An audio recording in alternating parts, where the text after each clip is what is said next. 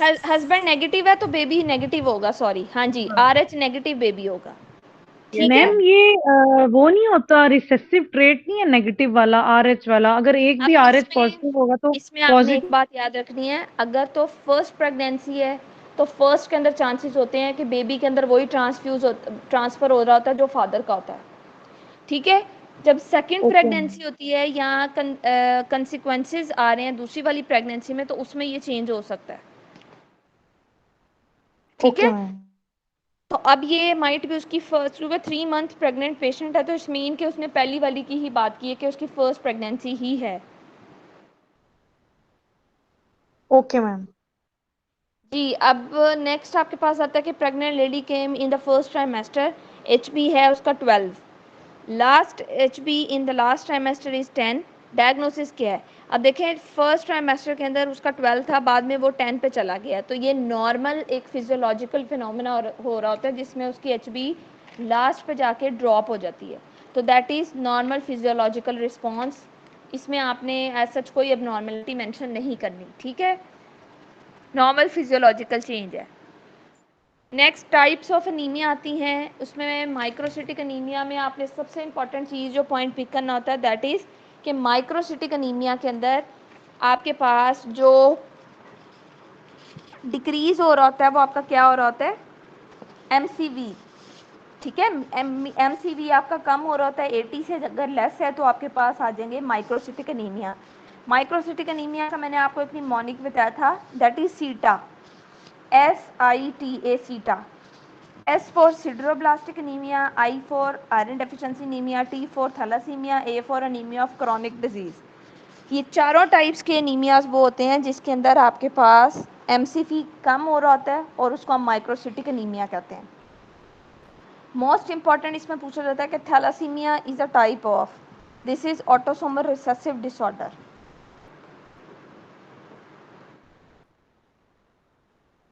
Defect क्या आता है इसमें, पॉइंट म्यूटेशन हो रही होती है। ठीक है,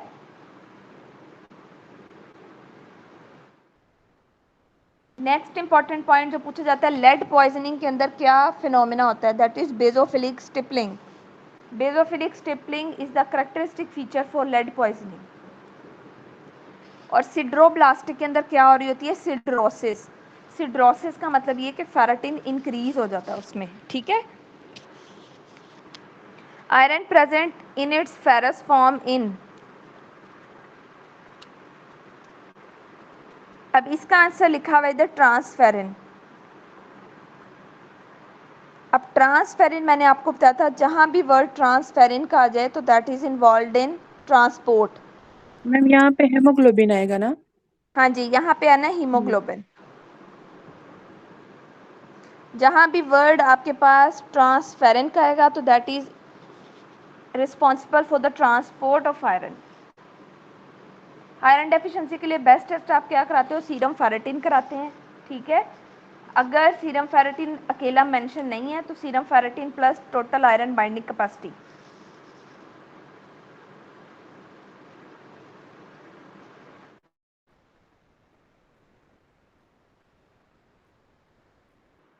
इसके अलावा आपको नॉर्मोसिटिक नॉर्मोक्रोमिक का पूछा जाता है।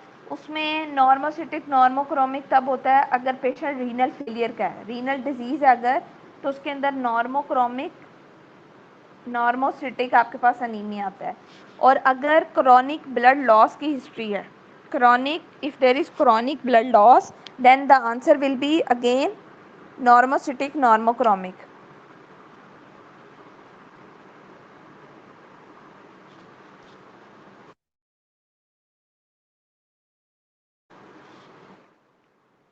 नेक्स्ट उसने डिफरेंट सिनेरियोज आपको दिए हैं और उसके अंदर उसने यही पूछा हुआ है आयरन डेफिशिएंसी एनीमिया के बारे में। आयरन डेफिशिएंसी में मोस्ट इंपॉर्टेंट इज़ दैट कि आपको वो सिम्टम्स दी होंगी, वो बताया होगा कि फटीग है, अनीमिया है पेशेंट को, MCV लो है, HB भी कम हुई हुई है उसकी, तो व्हाट इज़ द डायग्नोसिस, तो आप इजीली अप्रिशिएट करेंगे कि दिस इज़ आयरन डेफिशिएंसी।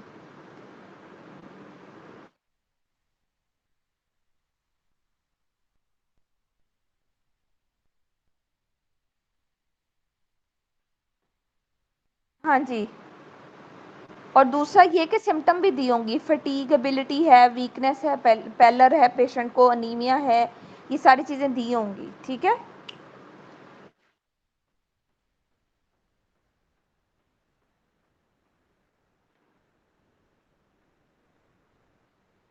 और आयरन डेफिशिएंसी के लिए मैंने आपको बताया कि मॉनिटर कैसे करना है आपने, सीरम फेरेटिन से।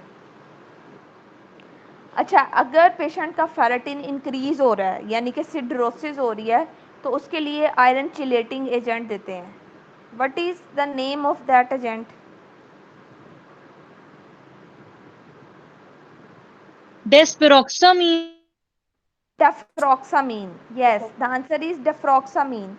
इसके अंदर अब आपके पास जो हिस्ट्री दी होगी वो ये दी होगी कि जॉन्डस है पेशेंट को, लिथार्जी है, उसकी स्प्लीन इनलार्ज हुई है। स्प्लीन इनलार्ज का मतलब है कि आरबीसी बहुत ज़्यादा हो गए हैं जिसकी वजह से स्प्लीन का साइज़ बड़ा हो गया है। तो आपने क्या करना है, फेरेटिन उसने दिया हुआ है 2000, तो आपने क्या करना है, उसको इस तरह का एजेंट देना है जो चिलेशन को कम कर सके, that is डेफ्रॉक्सामीन।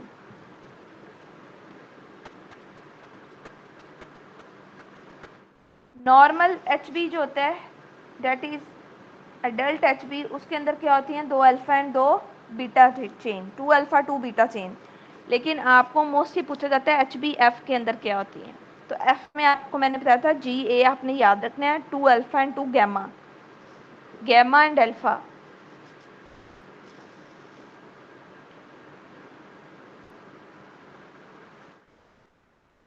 Peripheral blood smear के अंदर लेड पॉइजनिंग के अंदर क्या आता है, बेजोफिलिक स्टिपलिंग, ये मैंने आपको बता दिया पहले ही। अच्छा, दो चीज़ें हैं आपने याद रखना है, एक्यूट ब्लड लॉस के अंदर क्या होगा, क्रॉनिक ब्लड लॉस के अंदर क्या होगा। तो दोनों में याद रखना है कि नॉर्मोसिटिक नॉर्मोक्रोमिक अनीमिया हो रहा होता है, लेकिन क्रॉनिक है चूँकि वो परसिस्ट करता है तो उसमें बाद में वो चेंज हो जाता है माइक्रोसिटिक में। ठीक है, तो नंबर 1 क्या होता है कि नॉर्मोसिटिक नॉर्मोक्रोमिक होता है, लेकिन क्रॉनिक में बाद में क्या होता है, माइक्रोसिटिक अनीमिया हो जाता है। अगर आपका जी, ठीक है ठीक है। अच्छा, नेक्स्ट आपसे पूछा जाता है एमसीवी अगर इंक्रीज हो रहा है। फॉर एग्जांपल एमसीवी होता है नॉर्मली आपके पास 78 से 85 या 95 तक होता है ये। अब आपके पास 100 से ज़्यादा हो गया। 100 से ज़्यादा का क्या मतलब है कि it is macrocytosis, macrocytic anaemia बन रहा है। अब मैक्रोसिटिक में दो कॉजेज आप बताओगे आपने बताना, या तो B12 डेफिशिएंसी हो सकती है या फोलेट डेफिशिएंसी हो सकती है। इसमें जो आपको सिनेरियो आएगा उसके अंदर बताया होता है कि हाइपर सेगमेंटेड न्यूट्रोफिल्स हैं। ठीक है, न्यूरोलॉजिकल सिम्टम्स आ रहे हैं, इंट्रिंसिक फैक्टर के साथ विटामिन B12 ने बाइंड करना था वो नहीं बाइंड कर रहा है। ठीक है, तो ये सारी जब चीज़ें आ जाती हैं तो that will lead to macrocytosis.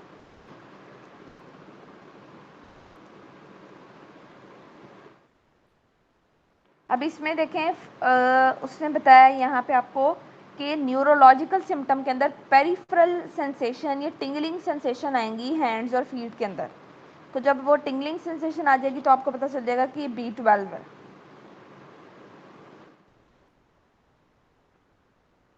अगर एक पेशेंट आपके पास आता है उसके अंदर B12 डेफिशिएंसी भी है और फोलेट डेफिशिएंसी भी है, किसको सबसे पहले आप ट्रीट करेंगे?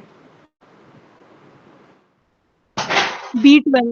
B12, यस, क्योंकि B12 देखिए वो न्यूरोलॉजिकल सिस्टम को इन्वॉल्व कर रहा है, उसकी सिम्टम ज़्यादा सिग्निफिकेंट है, तो you will treat B12 and then folate. Gastrectomy के अंदर B12 का इंजेक्शन की क्यों ज़रूरत पड़ती है? क्यों आपको बाद में गैस्ट्रेक्टमी के बाद B12 लगाने पड़ते हैं? Ma'am intrinsic Yes, because there is loss of parietal cell and these parietal cell release intrinsic factor which is important for the B12 absorption.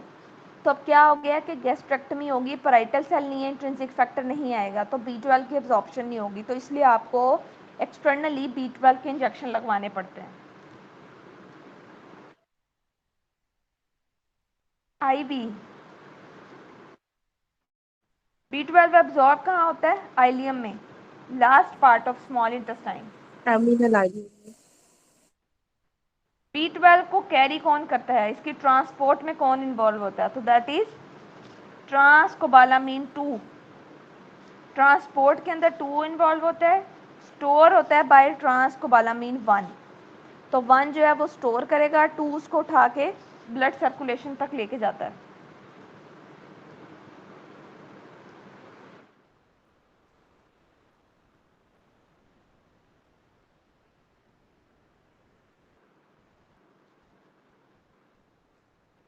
बाकी सारे जो आगे सिनेरियो हैं वो B12 के ही हैं, ये ऑलरेडी भी डिस्कस किए हुए हमने। सबसे इंपॉर्टेंट चीज़ इसमें आती है पर्नीशियस एनीमिया। पर्नीशियस एनीमिया का याद रखना है कि जब भी कोई ऑटोम्यून डिजीज़ होती है तो उसके अंदर पर्नीशियस एनीमिया होता है। For example autoimmune atrophic gastritis हो गया पेशेंट को, inflammatory bowel disease, ulcerative colitis, Crohn disease हो गई या कुछ भी हो गया, तो उसके अंदर कॉज अनीमिया का क्या होता है, पर्नीशियस एनीमिया।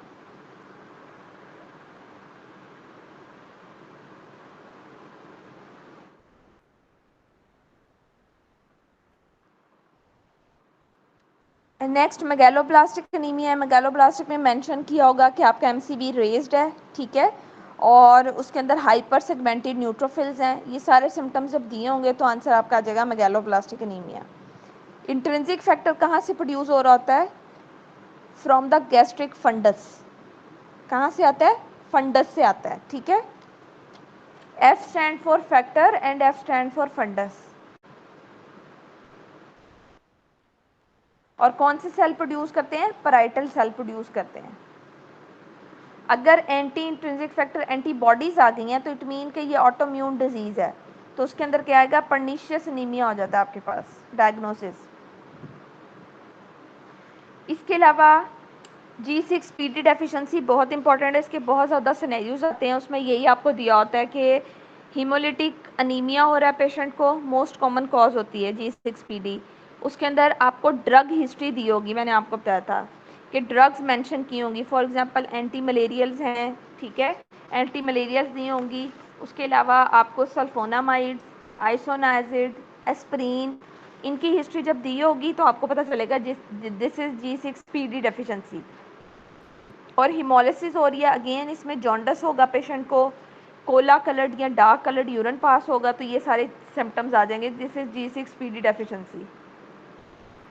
हेरेडिटरी स्पीरोसाइटोसिस के अंदर स्पीरोसाइट्स का वर्ड मेंशन होगा, उसमें आपको पता चल जाएगा कि ये hereditary स्पीरोसाइटोसिस and it is a brain membrane defect. इसमें मेम्ब्रेन का डिफेक्ट हो रहा होता है जिसकी वजह से आरबीसीज की शेप चेंज हो जाती है।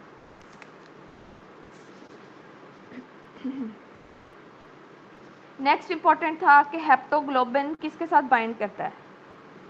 हेप्टोग्लोबिन का मैंने आपको बताया था, उसके साथ हीमोग्लोबिन याद रखना है, और हीम के साथ कौन सा आता है, haemopexin. Haem with haemopexin, haemoglobin with haptoglobin.